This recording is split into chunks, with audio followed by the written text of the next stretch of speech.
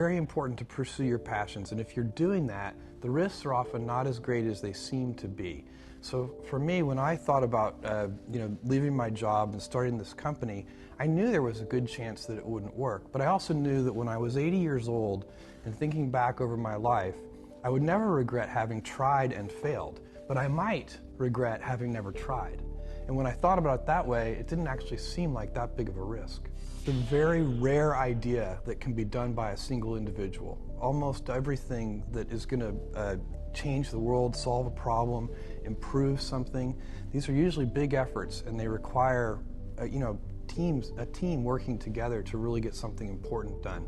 And that has been the story of Amazon.com. At every step along the way, we've had a team here that is making this work. I mean, I don't know, even at the smallest scale, you have to figure out how to get help from your friends, from your family members, from people that you can hire in those early days. I think without that, it would never work. I think probably our most important piece of intellectual property is our brand name.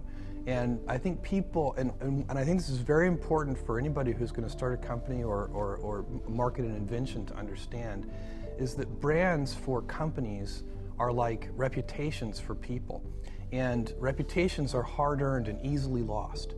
So the most important intellectual property that a company can have is, for us, it's Amazon. It's that name. Well, it's hard work. So it's easy to have ideas. It's very hard to turn an idea into a successful product. There are a lot of steps in between, and it takes persistence, relentlessness. So I always tell people who think they want to be entrepreneurs, you need a combination of stubborn relentlessness and flexibility. And you have to know when to be which.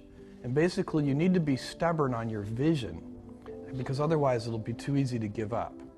But you need to be very flexible on the details, because as you go along pursuing your vision, you'll find that some of your preconceptions were wrong, and you're going to need to be able to change those things. So I think taking an idea successfully all the way to the market and turning it into a real product that people care about and that really improves people's lives is a lot of hard work.